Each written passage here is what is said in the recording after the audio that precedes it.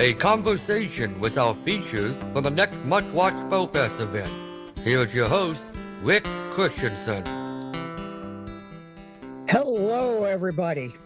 I would like to welcome our guests and all of you to SpoFest.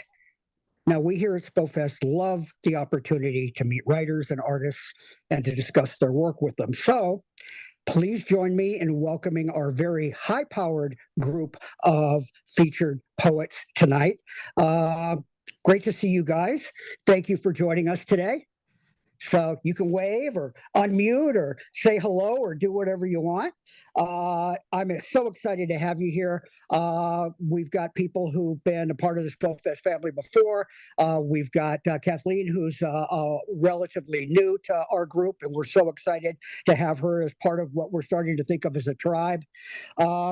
So let's get this show on the road. I'm going to start out tonight by just briefly introducing each of you in turn with a short bio, and then we'll talk for just a second, and then we'll do the next one, and then we'll come back after that, and I'll have each of you read in the same order in which you are introduced. So the first person I would like to introduce tonight is an award-winning poet, but that's not the most important thing to me. She is my friend.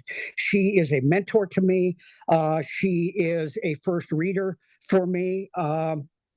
She's the author of 4 chapbooks, a poetry prompt book for children of all ages. Her work's been anthologized locally and internationally in print and online. She is the coordinator of poetry for the Northport Arts Coalition. Linda works with poets of all ages at the Walt Whitman Birthplace Association, local museums, and she leads a poetry workshop at Samantha's Little Bit of Heaven coffee shop. Linda makes a linguine and clam sauce recipe that is as old as she is. She loves singing in her church choir, and don't let the incredibly sophisticated poetry she comes out with divest you of the knowledge that she is indeed a punster. She likes to play with puns and language, and she can be downright silly on occasion. So, Linda, welcome. Glad to have you here. Just say a thing or two to us before I introduce our next guest. I'm happy to be here. I'm always happy to be a guinea pig, to try something new and be a part of any one of your hijinks, the two of you. Looking forward to it. Thank you. You bet. Fantastic. Our next guest tonight, Kathleen Hulser, is a writer, public historian, curator, and activist. And I'm going to be asking Kathleen questions about this later because I'm fascinated. After retiring as curator of the New York Transit Museum, she has spent more time writing poetry and arts catalogs, as well as founding a culture magazine called Our Tour. Her cultural activities include creating content and walking tours for the Village Trip, Fall Festival of Music and Arts in New York, and acting as a public historian for the Incorrigibles transmedia project on the history and condition of incarcerated girls in New York City. She helping to found the Museum of Women's Art in upstate New York. Her recent writings can be found online at a number of links and in magazines, at Gallery Studio, Northwest Connecticut's Arts Council newsletter, and in many small press collections. Her chapbook, Of Course I Don't Have a Message, will appear in Press 22 Publishing in 2023. Kathleen, welcome. We're so glad to have you here. Well, this is a lot of fun. It's really cool to meet all these people from all over the place. There's virtual benefits to being virtual. And I'm glad to be hearing the different ways in which people play with language, which happens to a wonderful degree with SpoFest all the time. Well, speaking of playing with language, our third guest tonight, hold on to your seats because the first line of this bio is pretty mind-boggling. William F. DeVault is the author of over 34,000 poems extant. He throws away the ones he does not like. And was called the romantic poet of the internet by Yahoo in 1996, as well as being the U.S. National Beat Poet Laureate for 2017-2018. He has currently 30 books to his credit, including his massive The Complete Panther Cycles, 643 poems, and liaisons, featuring 15 sets of crowns of sonnets and writing crowns of, that's so hard to do. Numerous anthologies, 5 CDs of his performance, as well as being an occasional lyricist and vocalist for European industrial artist Ophidian. He tours the United States from Boston to Los Angeles, from New Orleans to Detroit. Here's an interesting tidbit about Bill. In 2015, he was authorized to record Allen Ginsberg's legendary Howl by the Ginsberg estate, which can be found in his podcast for August 16, 2015. He has 2 ex-wives and 3 magnificent children. And welcome, Bill. We're so glad to have you here tonight. I would be humbled by that, except I wrote it. So well, my favorite bios are the ones that the author wrote, because that way they're never disappointed and never surprised when I say what I'm going to say. So fantastic. Great to be here. All right. Well, as I said at the beginning, what we have here tonight are writers. What we have here are poets, and poets are all about the work. And so we are going to jump straight into that. And so let me reintroduce Linda Trott Dickman, the award-winning poet, who is going to share some of her work with us for just a few minutes here. Take it away, Linda. Okay, setting timer. Okay, so I'm going to be reading from Catching the Light, which is my poetry prompt book for children of all ages. And the reason I call it a poetry prompt book for children of all ages is because I want to make sure that everyone knows it's okay to be a closet poet if you need to. Try it. This is a good way to try it without having to go to a class or anything, and you're on your own. Very pleased about the people that reviewed it for me and wrote the blurbs for the book. So I'm going to just give you a couple of the poems that are in it and tell you a little bit about them, very little about them. This is a riddle poem, and it's after a riddle poem that Emily Dickinson did about it sifts from leaden sieves. My version is for Booker T. Washington, and you're supposed to guess what it is I'm talking about. Grains stung the hands and feet, any open wound a portal. Mind extracted and cut, needed to live, goes with pepper, a primitive place to write, where I learned my barrel number, 18. What am I? So the answer is salt. So good for you. And I also will tell you, I don't believe in ever giving an assignment that I don't do to my poets. So these are field tested for 40 years. This one is supposed to be after a Robert Frost poem called The Pasture. This is called Cathedral of the Pines. I pass over your carpet. I am in a holy place. Each step releases pine perfume. The sky filters through your soft fingers. I wonder at your creator. You spread your skirts, harboring me, dropping seeds to the floor, the cone harvest plentiful. I marvel at each fragrant container, a promise of new life, forests of dreams. Your losses serving as a protective layer between traveler and soil, a soft blanket of needles, sweet smelling, inviting me to rest. When I rise, my first thoughts are thankful. You show me how to lift my limbs to the one who knows my every needle, my every damaged branch.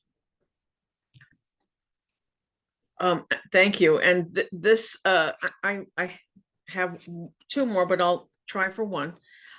This is inspired by a children's book by Jennifer Armstrong. And it was a story about a woman who was blown to the prairie. She ended up in the prairie and she was very, very lonely. And she became a seamstress and started to sew things into the people's pockets so that they would have some joy in their gray life. And at the end of the book, the whole place is in color. So this was what was in my pocket.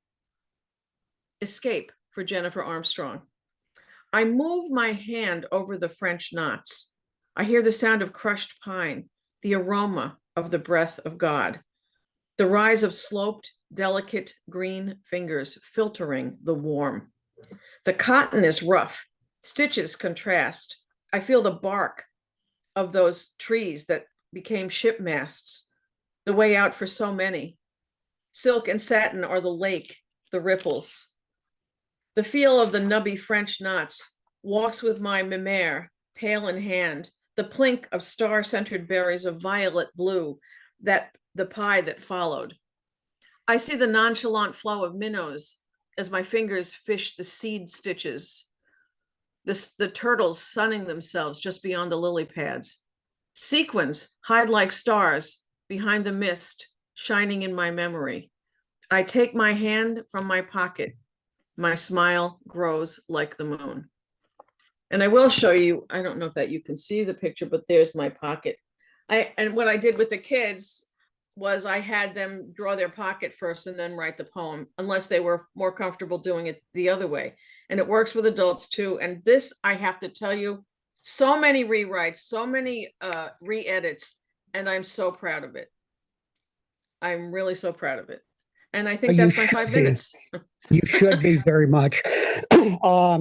Whenever I hear your work, Linda, 3 E words come to mind for me. Your work is always evocative, edifying, and educational. You tell wonderful stories. When I listen to your work, I learn about history. I learn about philosophy. I learn about religion, and all of it as you create these beautiful descriptive tableaus that just blow away. It's part of why. That's part of why you're one of my first readers, because I'm always trying to grab a hold of your magic in my work. Thank you. You're very welcome. Thank you very much for that. Next, we would like to hear from you, Kathleen. Can you share a little bit of your poetry with us tonight? I'm fascinated by someone who spent their life as essentially a curator and a historian and educator, very much, who's funneled all of that into poetry. You've clearly had a huge life, and poetry can be such a narrow cast of everything. It's one of the things I enjoy about your work is how you take these really big things and you find a way to give them to us like a laser. Okay, I'll be quiet now and let's listen to Kathleen Hulser and some of her beautiful work. Well, I especially appreciated hearing how Linda's work exists in this space between what people are doing and what she wants to say, so that language is this very active transaction, that it's a connector, it's a bridge, it's a place in which thoughts are flowing from and to you and from and to other people, be they children or adults. So that's really great, because that's kind of the way I feel. I mean, as a professional historian, I have had to write for audiences, so I've had a lot of constraints on what I write. So believe me, now that I don't have to do that anymore, it's unbelievably liberating, because you can talk in this compressed way and you can use any words you want, and you can go, metaphysical and make fun of the pre-Socratic philosophers and, pour your experience into it. And that to me is like a sense of incredible freedom that I'm getting to feel now, partially enabled by the very long time poet C.C. Arshagra, who creates a house of creativity all around us here. So maybe I'll read you something that I wrote recently, which has to do with my problematic relationship to that curious status known as being a poet. So it's called, "Of Course I Don't Have a Message. I have nothing to say. I don't know. I don't need to convince anyone of anything. They have their own ideas. I didn't say that. I hate writing. It can't be said, and you can't make me. What heart? I don't have feelings, and I'm not defensive. I don't take it personally. I don't write poetry, and you can't make me."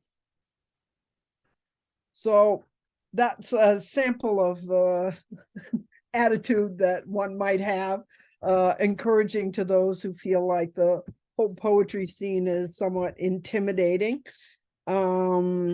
let me see. I wasn't totally prepared to do the whole poetry thing tonight, so I'm going to flip through something here that maybe works, maybe not. We'll find out. It's called In a Peanut Butter Cup. Seeking high and low, the quest camouflages the quarry. Instead of making sense, we cannibalize bits and pieces of worldly wisdom, licking the wrappers like raccoons, devouring peanut butter cups. Impatient to solve it, we poke holes in the tin foil, mistaking shiny glints for the coins of fresh minted truth. If knowledge indeed lurks within, why not toss fistfuls of these coins wherever we stroll, spreading wisdom by spending it, and the night critters will surely find the strays. And I don't know, am I 5 minutes or shall I do another two? No, you've got a couple more minutes and we would love to hear one or two more things. Okay, I'll do something else. I always write short, so short is happy because I don't like to explain things. It's so wonderful not to have to explain things in poetry. It's like they may get it, they may not, they may take it really differently, and that's all really good because it's in that space between the poet and the listener. So this one's called Bad Influence. Running to escape trouble only changes the clouds above the panting breath. Daisy chain of fear twists its tendrils around sadness of next. The bear hug of misunderstanding suffocates body language and good intentions. Mirror images of affection gone astray. We are each other's bad influence. So I think I'll stop there because I'm eager to hear what Bill has to say. And this is a fun conversation here. Thank you so much, Kathleen. Yeah, this is going real well. I'm excited. This is going to be such a great show. What a great inaugural show for 2023. I'm really, really looking forward to this on January 3rd. Last but definitely not least, and again, because I love saying it out loud, the former U.S. National Beat Poet Laureate, which is a pretty cool thing. The current Beat Poet Laureate, John Burroughs, was on our show a few weeks ago, and of course Bill's name came up because whenever you get together with Beat Poets, Bill's name always comes up. In different contexts, depending on the situation, but it's never boring. Bill, as I said, never boring. What do you have to share with us tonight? Well, I'll be honest, I wasn't sure what I was going to read tonight.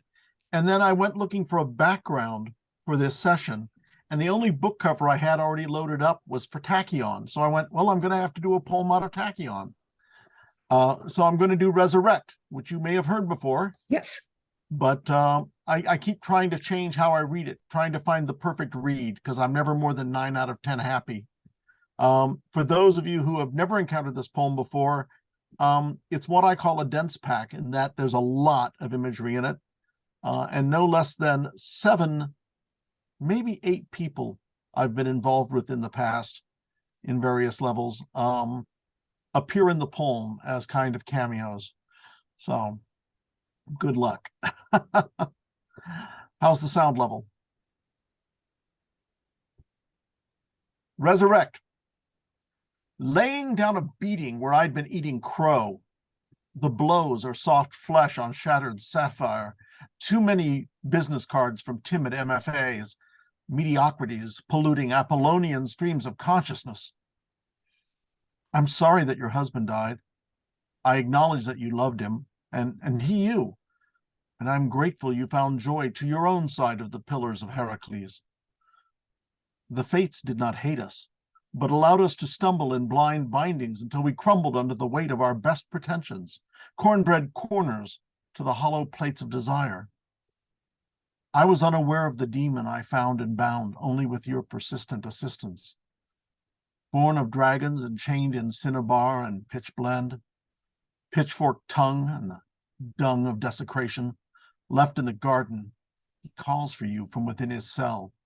where I starve him with distractions and abstractions while awaiting the resurrection in a reinvented winter that comes for us all, calling us liars as the fires fade, and we are paid up beyond the end of this day we had envisioned when we bought the condoms. The halls and walls are as I envisioned them, described in the romantic's whispers, using words unheard in the most ancient places where the Greek girl said I would find redemption. She was wrong, but drunk at the time, and I do not lay with the mysteries of Dionysius.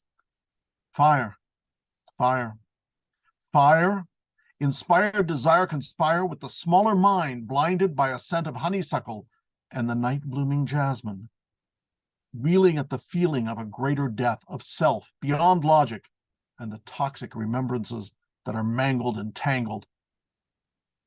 I gave up science and the truth of numbers when I found that I would always be bound by lesser minds, finding no freedom to discover or uncover the essence of this transient life. And that's all I'm reading tonight. I'm not taking my full 5.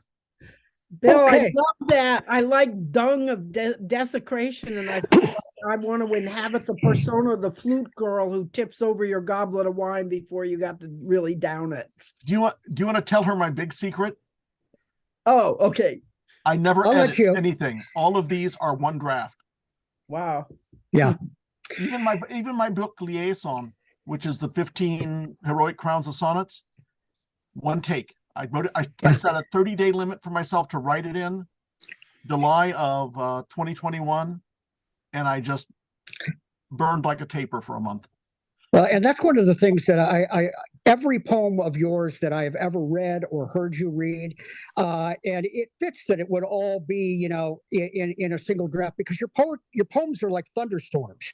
I mean, they're full of rumbles and lightning and storm and drang, but at the same time you use language like a gentle rain. So you Thank you, sir. Well, yeah, I'm actually proud of that note, because it's really true. Because Let them talk now. You have this ability They were both to so talk good. about really powerful things, but you do it with this sophisticated use of language and vocabulary that I always enjoy it, and it's part of why I'm always excited whenever I have an opportunity to hear you and your work. I see everybody is unmuted. We've got about 2 or 3 more minutes. What does anybody want to talk about right now, or say about any of the other poets you heard tonight, or anything else? We got a minute. I or would two. love to tell you, Kathleen, how much I enjoyed what your reading, because Beautiful. what I heard in your reading was freedom and enthusiasm. And that Well, thank you. really comes across. Yes, I can say what I want. It comes across, and that doesn't always. Those words, when you say things like, I can say what I want, that doesn't always mean that you're going to say something profound or amazing or any of that, but you did a beautiful job, and it was just your enthusiasm came across so beautifully. And Bill, your poetry makes me think of cheesecake in not any classic way. It's a thick, it's a thick dessert and sweet, and you have to take it a bite at a time, but it's worth taking the time to savor every bite. I appreciate your kind words. I'm stealing that, Linda. Okay. I'm stealing that one. You were both excellent, both Linda and Kathleen. Kathleen, there was a joy to your work, and I love that, because all art should resonate on an emotional level, or it's not art; it's just craft. And Linda, just beautiful stuff there. Solid. And the thing that all 3 of you have in common, and not all poets do, particularly some of these younger poets who, basically they have their 4 beers and then try to channel Bukowski. But each of you write very musically, very lyrically. Like I was saying about Bill stuff, like a gentle rain. You don't hit us over the head. Even when you do hit us over the head, it's with a velvet hammer. It's absolutely controlled and on purpose. What all three of you have is a lifetime of experience with language that has turned you into masters of the spoken word, and that you're able to do it with poetry now is well. I think that the future of this profession is in firm hands. Even though we're going to have to bring some younger ones along, because as I was saying before we started tonight, the one thing this group has in common is anybody who comes on to look at this Zoom. It's like Hollywood Squares is the way I always think of it, with all the little Zoom windows. Well, there's definitely some gray hair in this room tonight. I get to be Paul Lind. Okay, you definitely get to be Paul Lind, and I'm going to be Ruth Buzzy. But onward. Thank you so much for this, and for all of you out there who are going to be watching this. Please know that there is so much more of these wonderful, wonderful artists coming your way at our next must-watch featured reader event on January 3rd at 6 p.m. Central Time. That's 7 p.m. Eastern and 5 p.m. Mountain and 4 p.m. Pacific if you're joining us from all over the country. Of course, our authors that night will be William F. DeVault, Kathleen Hulser, and Trott Dickman. Please, everyone, sign up for open mic and the book raffle that will follow. One of the exciting things about 2023 is, for instance, for this first show, we have 3 published authors here, and all 3 of them have been kind enough to volunteer to donate one of their books for our raffle on January 3rd. So we will have 3 winners on January 3rd. One winner for each of our amazing artists. So please do join us on January 3rd. Also, December 27th at 6 p.m. The next must-watch SpoFest writing prompt, rough draft, and exquisite corpse event. Wow. Open mic and book raffle for that follow. Sign up to read when you register with Zoom. Both of our events, they're very different from each other, but they're both always a lot of fun. So again, thank you so much for joining us today, guys, and sharing your work. Everyone, join us on January 3rd. Where we will have more reading from our features, and we'll be raffling off the signed copies of their books. So again, thank you all. This has been a privilege and a pleasure. Everybody, December 27th and January 3rd, be there or be square. Thank you. Good to the last word. This is SpoFest.